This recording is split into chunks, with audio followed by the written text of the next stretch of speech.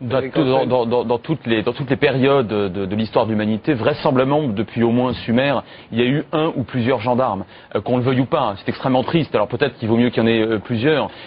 Si on espère que la Russie ou la Chine, devenue ou redevenue grande puissance, seront moins entre guillemets ou sans guillemets impérialistes que les États-Unis, je pense qu'on se met le doigt dans l'œil et très profondément. Ça c'est le premier point. Le deuxième point, les États-Unis donnent beaucoup à Israël, oui, enfin l'obsession se poursuit. Les États-Unis donnent beaucoup plus à l'Égypte qu'à Israël, par exemple. Et ça c'est pas intéressant, bien entendu. Les États-Unis, oui, bien sûr, pardon, en termes d'aide, et il y a exactement 9 pays dans le monde qui sont considérés, c'est un statut, comme alliés privilégiés et qui reçoivent beaucoup d'aide de la part des États-Unis, soit civile, soit militaire, et Israël n'est pas le premier. Mais enfin, peu importe. Et troisième point, dont certains sont très recommandables, effectivement.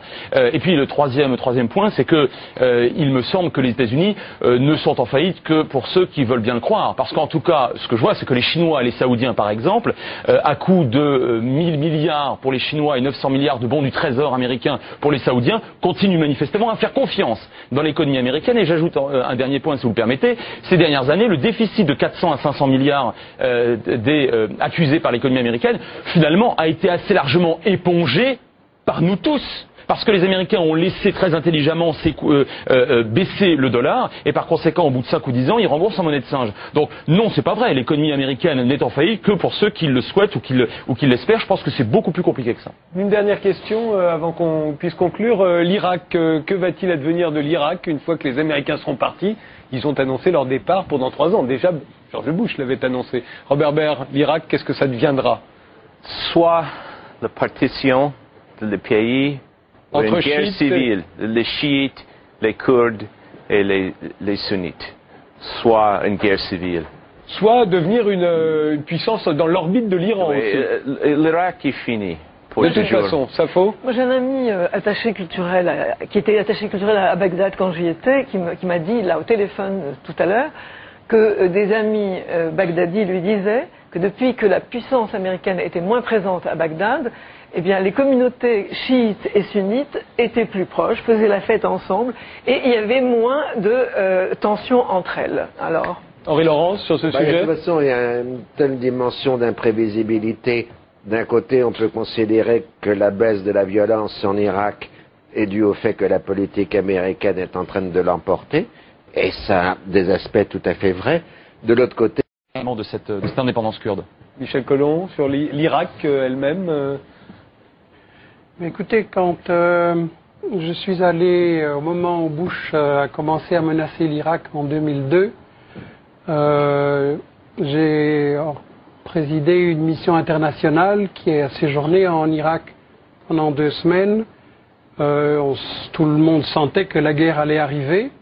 Et j'ai eu l'occasion de discuter avec beaucoup de gens, aussi bien des gens pour Saddam Hussein, parce que c'était une partie importante de la population, que des gens qui étaient contre lui. Et des deux côtés, on m'a dit, les Américains, ce qu'ils disent les Américains pour désigner les États-Unis, les Américains, ils peuvent entrer, mais ils ne sauront jamais comment sortir. Et je pense que ça illustre qu'en réalité, les problèmes, on a posé ce soir, on a beaucoup discuté sur beaucoup de problèmes tactiques et stratégiques, qu'est-ce qu'il faut faire. On a chanté les louanges d'Israël, j'aurais aimé qu'un Palestinien puisse venir apporter, rétablir la vérité historique par rapport à tout ça. Mais je pense qu'on reste toujours, on essaye de cacher qu'il s'agit de guerre économique. On nous dit, c'est pour la démocratie, c'est contre les armes de destruction massive, etc. Je regrette, mais la démocratie, quand vous tombez sur un gouvernement élu démocratiquement, mais qui ne se met pas à genoux devant les États-Unis et devant Israël, qu'est-ce que vous faites? Vous le renversez et même vous l'assassinez. Vous l'avez fait au Congo en assassinant Lumumba, en remplaçant par Mobutu. Les États-Unis, etc.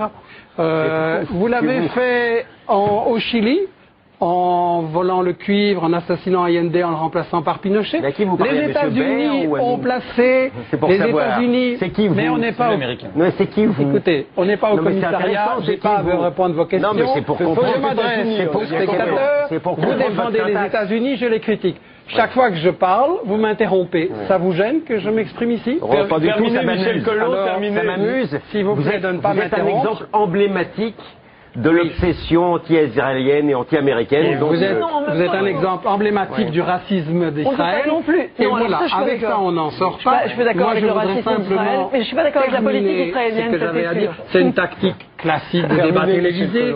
On jette une peau de banane pour que l'autre ne puisse pas aller jusqu'au bout. Vous le faites vous-même très bien. Qu'on ne puisse pas aller jusqu'au bout et que les gens ne puissent pas entendre ce que j'ai à dire. Je voudrais simplement dire que vous avez éliminé une série de gouvernements démocratiquement élus parce qu'ils ne vous plaisaient pas et qu'ils ne se mettaient pas à genoux devant vous. Dans chaque pays d'Amérique latine, vous avez fait un coup d'État militaire, dans chaque pays d'Amérique latine.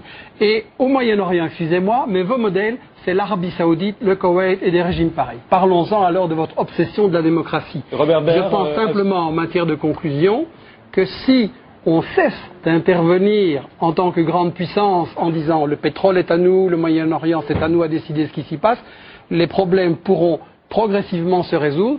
Le malheur de l'Irak, c'est que la stratégie a été d'abord d'envahir de façon assez stupide, comme Bush qui n'avait pas pensé à ce qui allait se passer après, et ensuite, quand ils se sont rendus compte que ça ne marchait pas, ils ont dit délibérément, on pouvait le lire dans les revues militaires des États-Unis, il nous faut diviser l'Irak en 3, comme on l'a fait en Yougoslavie, provoquer une guerre civile entre les gens, et ça va être la manière de maintenir notre domination sur la région. Je donnerai tout de suite la parole à William Goldnadel, mais d'abord Robert Baird sur les accusations envers les États-Unis d'avoir toujours éliminé les gouvernements qui leur étaient hostiles. Vous confirmez en tant qu'ancien chef de la CIA? D'abord, nous n'étions pas responsables pour le coup d'État de Mossadegh. Ça, c'est le Shah qui a fait ça, avec l'aval des États-Unis. Mais William Goldadel, le dernier mot. Le dernier mot, je ne vais pas répondre à votre invité, mais sur l'Irak, le bilan est mitigé. Il faut reconnaître que le rêve néoconservateur d'installer la démocratie en Irak, c'était un songe creux. Cela étant, on ne peut pas non plus exulter contre la défaite américaine. Petraeus a bien quand même renversé la vapeur. Je ne sais pas, ce serait de faire de la politique fiction, de savoir ce qui va se passer demain en Irak. Je sais simplement qu'il n'y a plus Saddam Hussein. Je sais qu'il y a la possibilité. Il y avait beaucoup de morts du temps de Saddam Hussein aussi, oui, notamment les Kurdes. Et comme Frédéric Ancel l'a dit, il peut y avoir aussi un État kurde. Il devrait y avoir un État kurde. Il faudrait m'expliquer pour quelles raisons les Palestiniens auraient le droit à un État et que ça relèverait d'une sorte de songe totalement onirique, si vous me permettez ce pléonasme, que de concevoir un État pour les Kurdes. Il me semble que comme tous les pays et tous les peuples du monde, les Kurdes ont le droit à un État, ils auront leur État. Merci tous les 6 d'avoir participé à ce débat qui se prolongera, j'en suis sûr, sur le site internet de l'émission. On se retrouve demain vers 22h30. On se quitte avec Tito Robin qui nous interprète avec ses musiciens Ombre et Lovary. Tito, c'est